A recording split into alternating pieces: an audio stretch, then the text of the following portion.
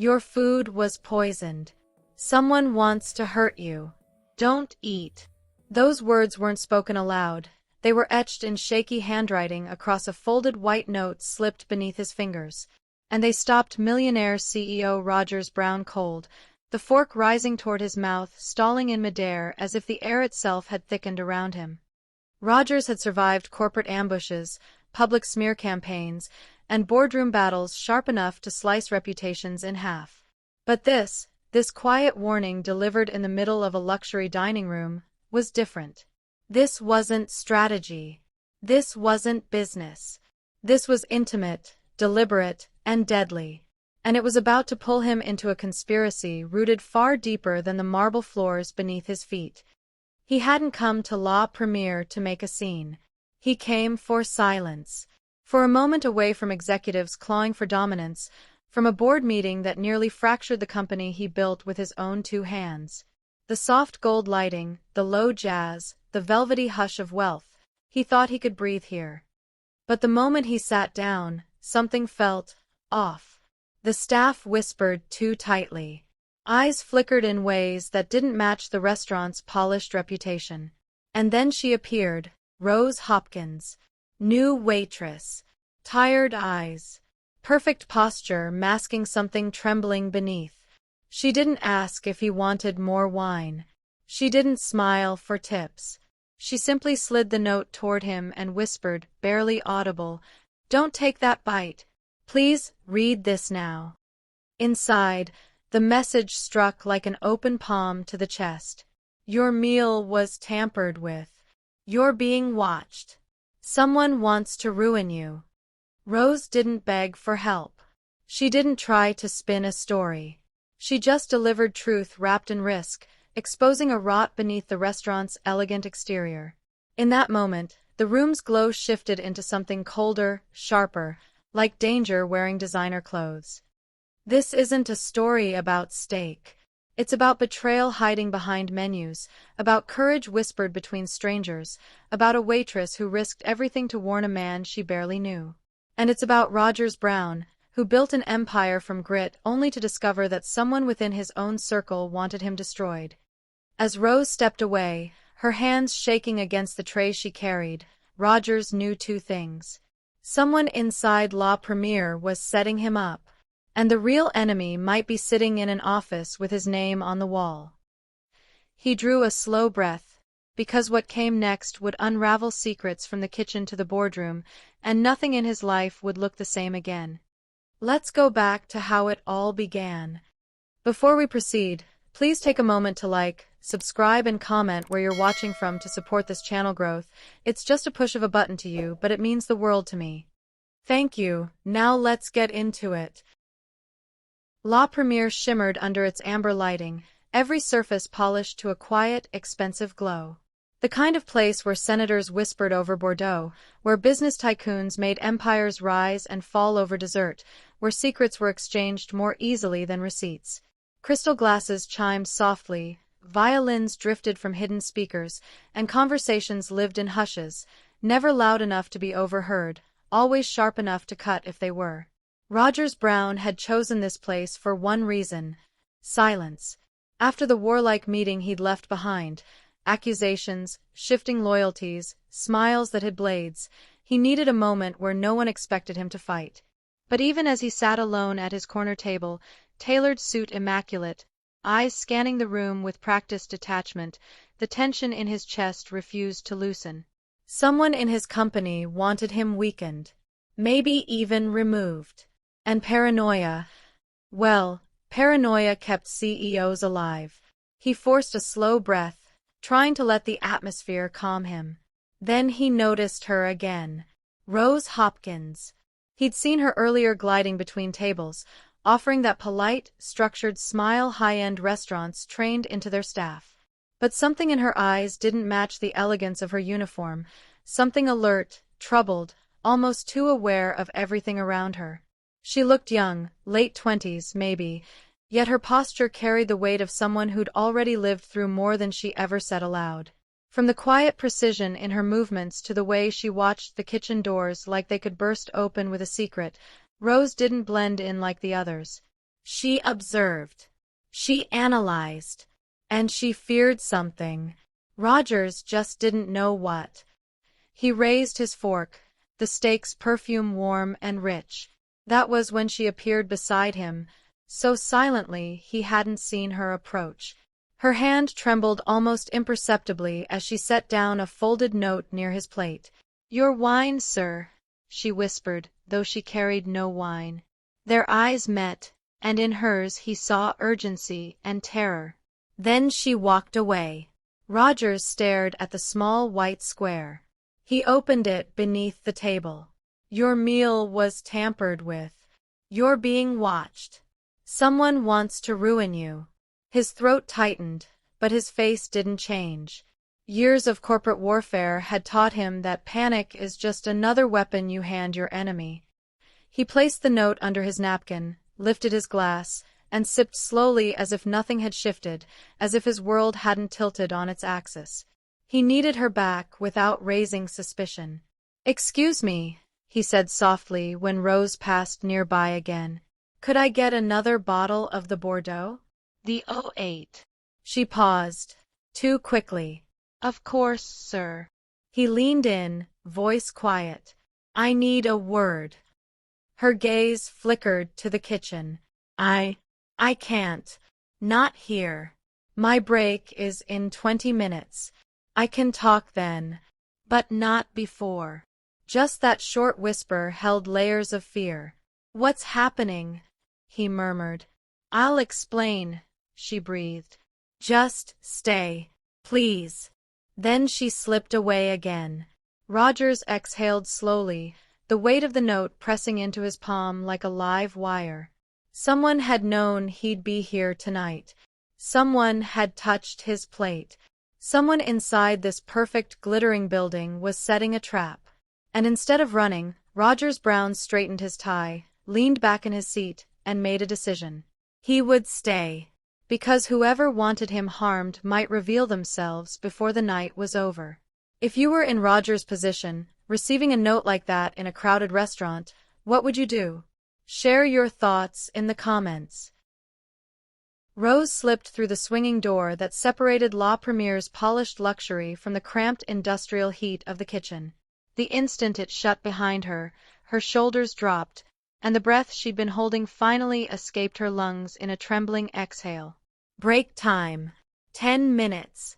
10 minutes to decide whether she would risk everything, her job, her safety, her future, to tell the truth. She moved down the narrow back hallway toward the staff room, her shoes whispering over the tile. Every step felt heavier. She kept seeing Rogers sitting there, calm on the outside but shaken beneath the surface. She'd seen that look before, on victims who had no idea danger was sitting at the same table. Inside the tiny staff room, she closed the door and leaned her back against it.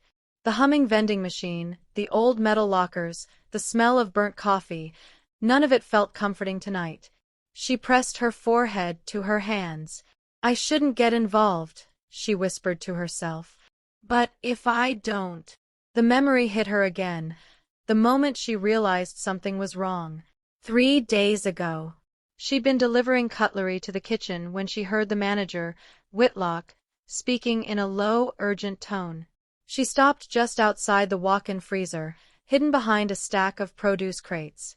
The head chef, Bruno, stood with him. "He'll be here Thursday," Whitlock muttered. "You'll season it exactly how we discussed. You'll get your money after the fallout hits the news." Bruno grunted. "And the allergen? You sure it'll work?" "That's what the executive said. The man's allergic. It'll trigger a scene. Something humiliating. That's all they need." Rose had clasped her hand over her mouth. She didn't know who the special guest was at the time, but she knew enough to understand it wasn't a prank.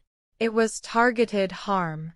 Now she paced the small room, rubbing her arms against the chill of her fear. She needed this job. Rent was overdue, and her sister depended on her.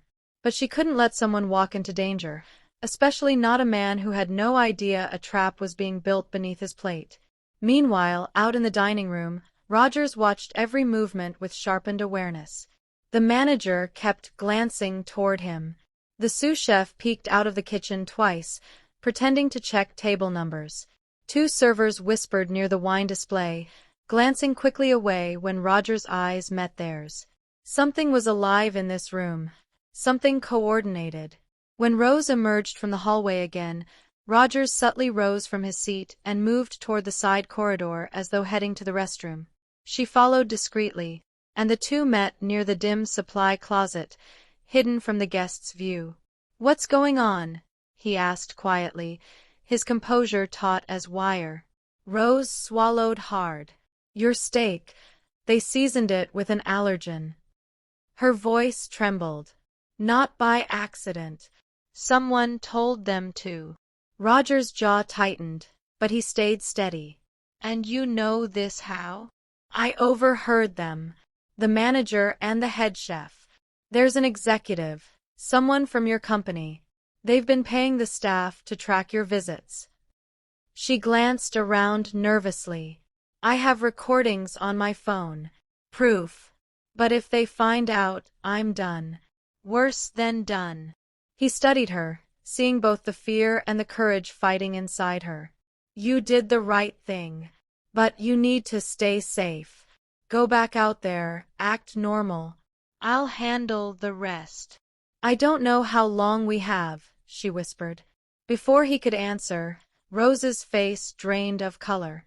Down the hall, the manager stood with his arms crossed, staring directly at her. Time was running out. "Have you ever discovered something dangerous at work and didn't know who to tell? What would you say to Rose if you had the chance?"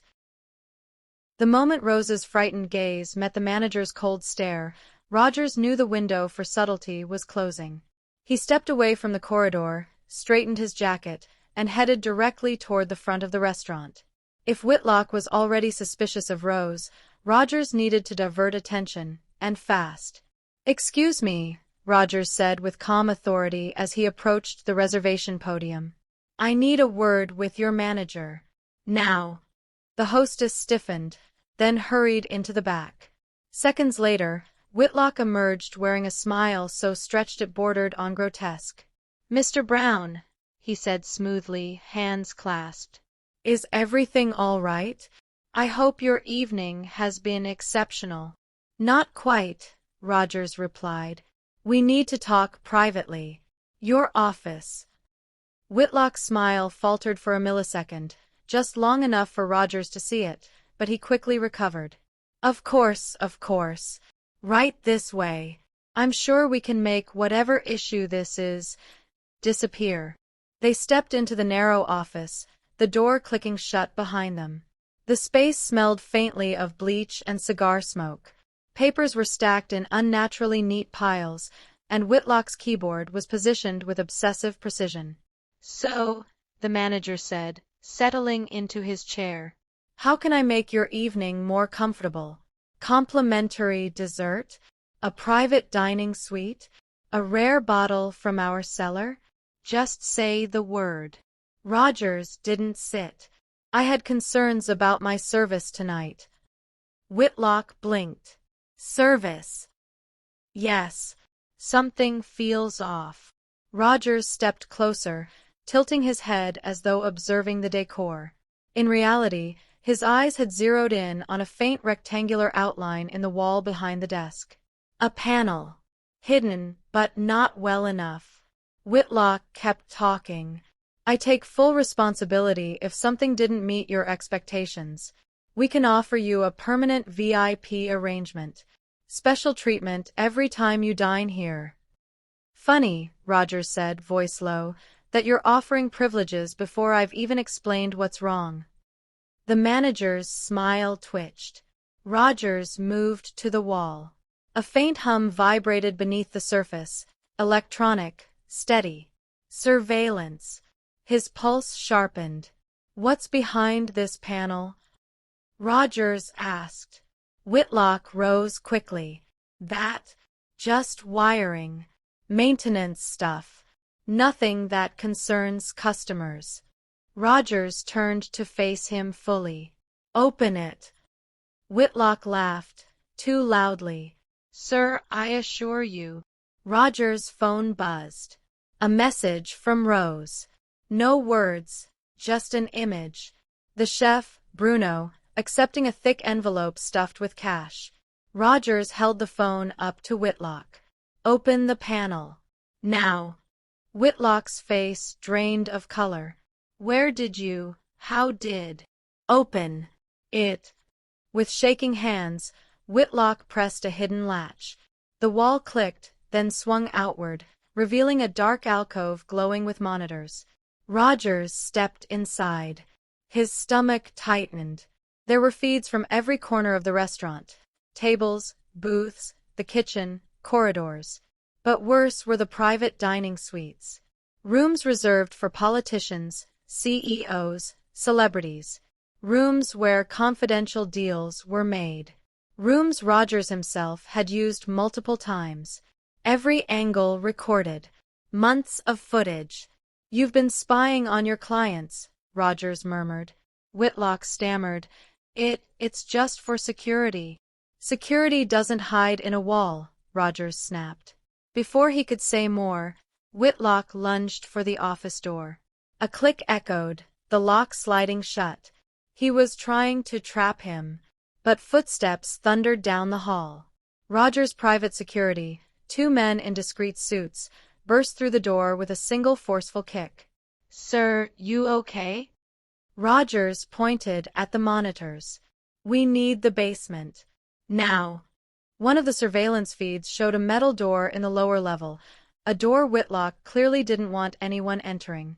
The security team moved instantly, forcing open the hidden basement access as the restaurant's fragile calm shattered. Do you think Rogers went overboard confronting the manager head-on? What would you have done differently in his situation? The basement door groaned open, releasing a wave of chilled air that smelled faintly of dust, metal, and something far more unsettling: secrecy. Rogers followed his security team down the narrow staircase, each step echoing like a warning. The hum of machinery grew louder until they reached a heavy steel door. One guard forced it open with a shoulder slam. Inside, the room was a maze of monitors, servers, and humming towers of data storage. Hard drives were stacked in careful rows, each labeled with handwritten tags. Dates, times, guest names, some powerful, some private, all unaware. Roger's breath tightened. Every meal, every conversation, every confidential whisper, it was all here. Sir, one guard said, lifting a drive labeled with Roger's own name. They've been watching you for months. Before Rogers could reply, footsteps tapped behind them. He turned sharply, only to see Rose descending the stairs, clutching her phone in both hands. Her face was pale but determined. I had to come, she whispered. If they realize the basement's open, they'll destroy everything. She stepped inside and shut the door quietly behind her. Her hands trembled as she unlocked her phone. I recorded them. Not all of it, but enough. Conversations between the chef and the manager. Instructions from someone higher. Rogers motioned toward the table. Show me. Rose played the audio. Voices crackled through the speakers. Bruno the chef speaking in anxious grunts, Whitlock's smooth voice instructing him when and how to prepare Roger's meal. Then another voice entered the recording, deeper, colder, unmistakably familiar. Walter Huxley. Roger's stomach dropped. Walter had been his mentor, his guide into the corporate world when he was young, inexperienced, and unprotected. A man who had shaped the company culture, offered advice during difficult takeovers, and even attended Roger's mother's funeral. Now his voice slithered through the speaker like poison. Make sure the allergen is subtle. Just enough for a reaction. Public chaos. Nothing traceable. Once the board sees he can't control his own stability, he won't survive the vote. Rogers felt his jaw tense. Rose's voice shook. He came here 2 weeks ago. Met with them in the private suite. I overheard parts of it when I was bussing the hallway. That's when I started recording. As the truth unfolded, a flashback surged through Roger's mind, Walter pulling him into his office years ago, hand on his shoulder, saying, "Leadership is a lonely place, Rogers. But I've got your back." Those words felt like a knife now. One of the guards interrupted, pointing at a monitor catching movement upstairs. The chef, Bruno, was rushing through the kitchen, sweating and frantic, heading for the back exit. "He's trying to run," the guard said. "Bring him in," Rogers ordered. Within minutes, Bruno was dragged into the basement in panicked tears, insisting he only followed instructions. Rogers didn't respond. The evidence would speak louder than any confession. Then came the thunder of heavy boots from the upper floor. Federal agents, summoned discreetly by Rogers' legal team, flooded the restaurant with sharp commands and badges raised high. Guests gasped as officers swept into the kitchen, the bar, the dining hall. Whitlock was handcuffed first, dragged past stunned patrons. Bruno followed, still pleading. The surveillance operator tried to smash a monitor in desperation but was tackled before the screen even cracked. Above them, La Première unraveled into chaos, forks dropping, chairs scraping, whispers rising like smoke. The facade of elegance was stripped away, revealing rot underneath. Rogers stood at the bottom of the stairs, Rose beside him, as the truth finally erupted into the open.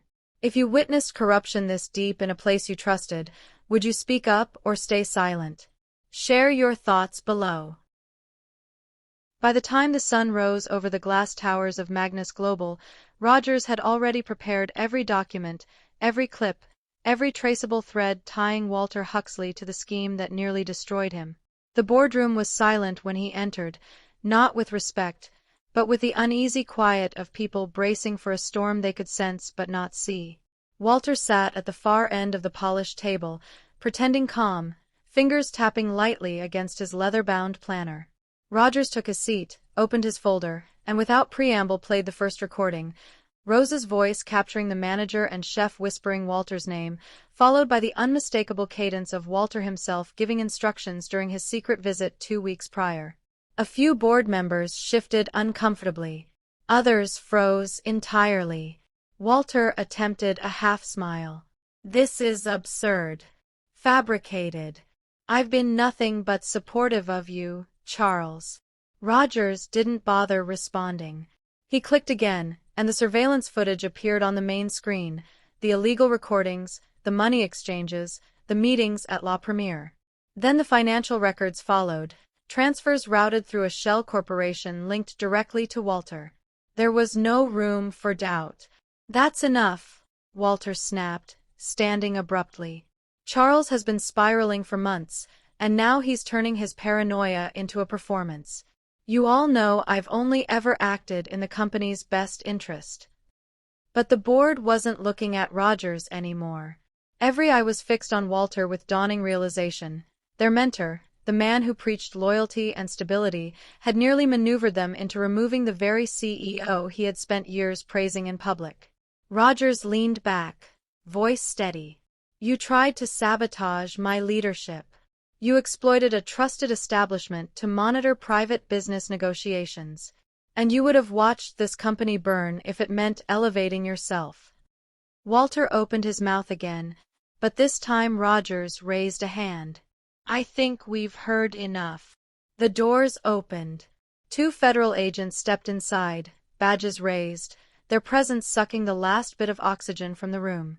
Walter stumbled backward, shock finally cracking through his polished facade. You called them here," he whispered.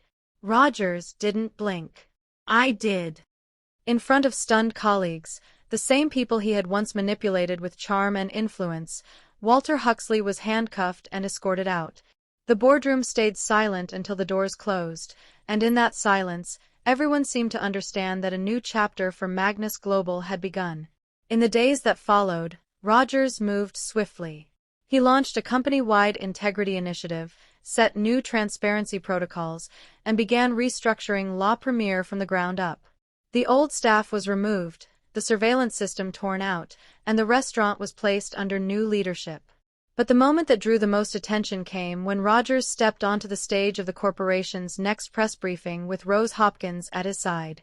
A former waitress, nervous, overwhelmed, yet standing tall. Courage, Rogers said to the crowd, doesn't come from titles. It comes from people who choose truth over fear. Today, I am proud to appoint Rose Hopkins as our Director of Internal Integrity. Rose's eyes glistened as she whispered her thanks, knowing her life had changed forever, not because she sought power, but because she refused to let wrongdoing win. And so the story closed not with the fall of the corrupt, but with the rise of someone who chose to do what was right when it mattered most. It was a reminder that vigilance keeps institutions alive, and ordinary heroes reshape the world.